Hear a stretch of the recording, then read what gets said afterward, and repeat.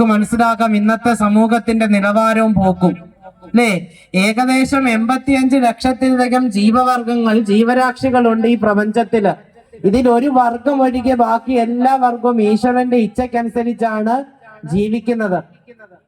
എത്ര വിശന്നിരിക്കുന്നതായ പശുവിന്റെ അടുത്തായാലും അതിന്റെ ഭക്ഷണമല്ലാതെ അത് മറ്റൊന്നും കഴിക്കില്ല. അന്നേരം വേണ്ട എന്ന് പറയാനുള്ള തന്റെ ആർക്കുണ്ട്?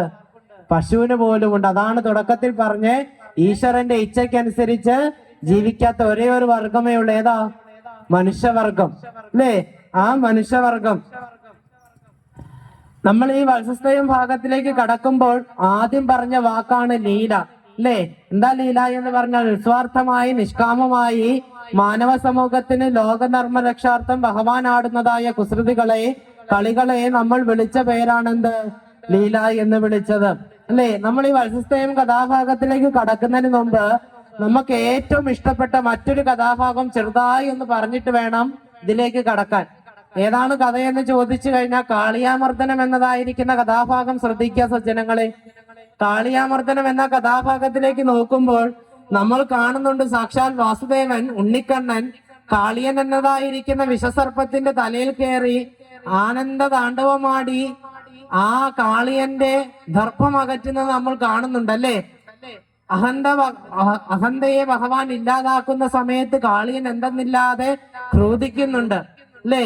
തലയിൽ കയറിയിരിക്കുന്നതായ വസുദേവനെ ഉണ്ണിക്കണ്ണനെ താഴെ തെള്ളിയിടാൻ കാളിയൻ ആകുന്നത് ശ്രമിക്കുന്നുണ്ട്. വലിഞ്ഞു മുറുകുന്നുണ്ട്, വാലുകൊണ്ട് അടിക്കുന്നുണ്ട്, പലവിധ ഗോഷ്ഠികൾ കാട്ടുന്നുണ്ട്. എന്നാൽ പാവം കാളിയൻ അറിഞ്ഞോ സജ്ജനങ്ങളെ? കണ്ണൻ തലയിൽ കയറിയാൽ പിന്നെ ഇറങ്ങിപ്പോവോ? ഇല്ല. കണ്ണൻ തലയിൽ കയറിയാൽ പിന്നെ ഇറങ്ങിപ്പോവില്ല. നമ്മൾ എല്ലാവരും കണ്ണൻ തലേ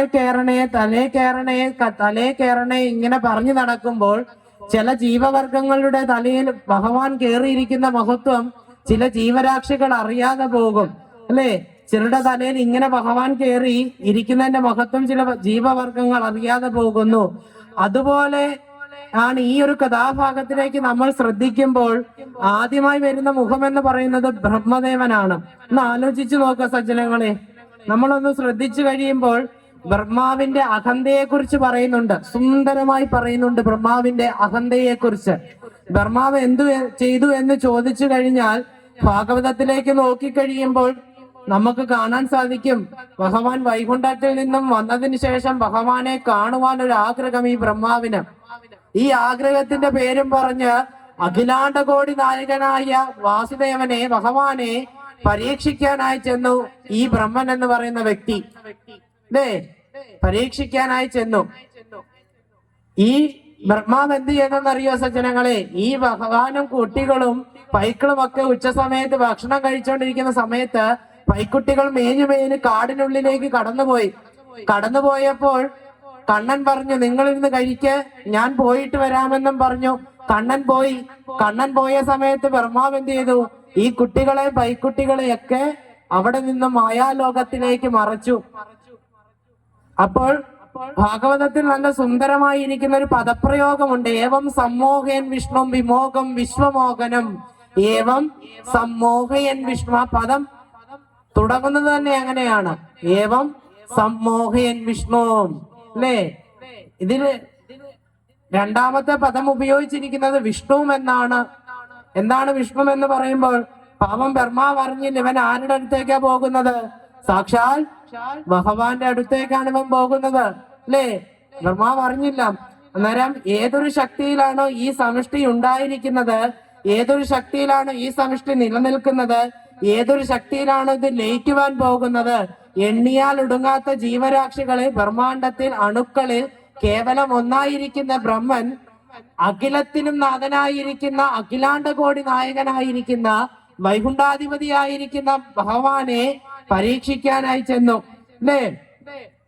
പലരും വിചാരിക്കാറുണ്ട്, പലരും പറയുന്നതായി കേൾക്കാറുണ്ട്, അയ്യോ ഞാൻ അവിടെ ഇല്ലെങ്കിലുണ്ടല്ലോ അവിടെ ഒന്നും നടക്കില്ല. ചിലര് പറയുന്ന കേട്ടിട്ടില്ലേ? ഞാൻ അവിടെ ഇല്ലെങ്കിൽ ഒന്നും നടക്കില്ല അല്ലേ. ഒരു ചുക്കും സംഭവിക്കാൻ പോകുന്നില്ല. നമ്മളെ കണ്ടിട്ടല്ല ഇതൊന്നും ഉണ്ടായിരിക്കുന്നത്. ഈ ബ്രഹ്മാവിന് അഹന്തയുണ്ടായി. ഈ സൃഷ്ടി എന്ന് പറയുന്നത് എന്റെ മായ, അല്ലേ? മായ മാത്രമാണ്. ഇതിനെ തരണം ചെയ്യേണ്ടത് എങ്ങനെയാണ്? മായയെ തരണം ചെയ്യാൻ ഭഗവാൻ ഭഗവത്ഗീതയിൽ പറയുന്നു അർജുനനോട്, അല്ലയോ അർജുന, ഈ സൃഷ്ടി എന്ന് പറയുന്നത് എന്റെ മായയാണ്. ഇതിൽ നിന്നും പുറത്തേക്ക് വരണമെന്നുണ്ടെങ്കിൽ ഞാൻ തന്നെ വിചാരിക്കണം, അല്ലേ? ഭഗവത്ഗീതയിൽ ഭഗവാൻ സുന്ദരമായി പറയുന്നു. അന്നേരം ഭഗവാനെ പരീക്ഷിക്കണമെന്ന് പോലും ബ്രഹ്മാവിന്റെ ഉള്ളിൽ തോന്നുന്നത് ആരുടെ മായയായിരിക്കും? സാക്ഷാൽ ഭഗവാന്റെ മായയായിരിക്കും, അല്ലെ? എണ്ണിയാൽ ഒടുങ്ങാത്തതായ ദേവതാ സങ്കല്പത്തിരിക്കുന്ന ബ്രഹ്മൻ താൻ ആരോ ആണെന്നുള്ള അഹന്ത, അല്ലെ? നമ്മള് ക്ഷേത്രത്തിൽ ചെന്ന് ഈശ്വരനോട് ചോദിക്കും, അല്ലെ? എന്താ ഇപ്പൊ പ്രാർത്ഥിക്കാറ്? ഞാനും എന്റെ കെട്ടിയോളും എന്റെ കുട്ടി എന്റെ പട്ടി എന്റെ പെട്ടി മാത്രമേ രക്ഷപ്പെടാവുള്ളൂ. ഇങ്ങനല്ലേ നമ്മൾ ക്ഷേത്രത്തിൽ വന്ന് പ്രാർത്ഥിക്കാറിപ്പോ, അല്ലേ? ഞാനും എന്റെ കെട്ടിയോടും എന്റെ കുട്ടി എന്റെ പെട്ടി എന്റെ പട്ടി മാത്രമേ രക്ഷപ്പെടാവുള്ളൂ, അല്ലേ? ഇങ്ങനെ വന്ന് ക്ഷേത്രത്തിൽ പ്രാർത്ഥിക്കുന്നത് കൊണ്ടാണ് ഈശ്വരൻ നമ്മൾ പറയുന്നത് കേൾക്കാത്തത്. ആത്യന്തികമായി എന്താണ് ഈശ്വരനോട് ചോദിക്കേണ്ടതെന്ന് ചോദിക്കുമ്പോൾ ആത്യന്തികമായി പറയുന്നു, ഭക്തിക്ക് വേണ്ടിയാണ് ഭഗവാനോട് ഇരക്കേണ്ടത്, അല്ലെങ്കിൽ ഭഗവതിയോട് ഇരക്കേണ്ടത്, അല്ലേ? പലരും പറയുന്ന കേട്ടിട്ടുണ്ട്, ഞാൻ എന്തുമാത്രം വഴിപാട് നടത്തി, ഞാൻ കുംഭാഭിഷേകം നടത്തി, തുലാഭാരം തൂക്കി, ആ വഴിപാട് നടത്തി, ഈ വഴിപാട് നടത്തി, ഈശ്വരൻ കേൾക്കുന്നില്ല. എന്താ? ഈശ്വരന് ചെവി കേൾക്കില്ലേ? ചെവി കേൾക്കില്ലേ? എന്തുകൊണ്ട് കേൾക്കുന്നില്ല എന്ന് ചോദിച്ചാൽ ഒറ്റ ഉത്തരമേ ഉള്ളൂ, ഈ ബ്രഹ്മാവിന്റെ അവസ്ഥ എന്ന് പറയും. എന്താണ് അവസ്ഥ? ഞാൻ എന്റേത്, അല്ലേ? ഈ ഞാനിനെയും എന്റെയും തൃപ്തിപ്പെടുത്താൻ വേണ്ടി നമ്മൾ പെടാപാട് പെടുവാണ് ഇന്നത്തെ സമൂഹത്തിൽ. ഈ ഞാനിനെയും എന്റെയും തൃപ്തിപ്പെടുത്താൻ, ഞാൻ എന്ന ഭാവം അതിനെ അഹന്ത എന്ന് പറയും, അഹങ്കാരം എന്ന് പറയും. ആ അഹങ്കാര ഭാവത്തിൽ ഇരുന്നു കൊണ്ട് എന്റേതെന്ന മമത. അന്നേരം ഇരിക്കുന്നത് എങ്ങനെയെന്ന് ചോദിച്ചു കഴിഞ്ഞാൽ പോകുമ്പോൾ ഇതെല്ലാം കൂടി കൊണ്ടുപോകുമെന്ന, അല്ലേ? പാവം നമ്മൾ അറിയുന്നുണ്ടോ സജ്ജനങ്ങൾ? നമ്മൾ ഇന്ന് കെട്ടിപ്പിടിച്ചിരിക്കുന്ന സകല സാമാനങ്ങളും വല്ലവന്റെയും കയ്യിലാ നാളെ, ആരുടെ കയ്യിലാന്ന് പോലും നമുക്കറിയത്തില്ല. അന്നേരം അങ്ങനെ ഇരിക്കുന്ന അവസ്ഥയിൽ ഒരു വിധത്തിലും വിട്ടുവീഴ്ച ചെയ്യുവാനോ പങ്കിടുവാനോ താല്പര്യമില്ലാത്ത മനസ്സോടുകൂടി ജീവിക്കുക, അല്ലേ?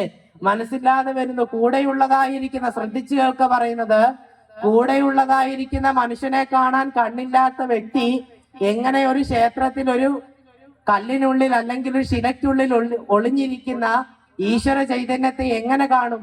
എങ്ങനെ സംസാരിക്കും? അതാണ് ചിന്തിക്കേണ്ട വിഷയം, അല്ലേ? സമഷ്ടിയിലും ഉള്ളതായിരിക്കുന്ന സർവത്തിലും നിറഞ്ഞിരിക്കുന്നോണ്ട് നീ ആരാകുന്നു? വാസുദേവനാകുന്നു, അല്ലേ? ഓം നമോ ഭഗവതേ വാസുദേവായ തുഭ്യം പ്രത്യുജ്ഞായ അനിരുദ്ധായ നമ സംഘർഷണായ ചത സർവഭൂത നിവാസീതി വാസുദേവ. സർവത്തിലും നിറഞ്ഞിരിക്കുന്നത് കൊണ്ട് നീ ആരാകുന്നു?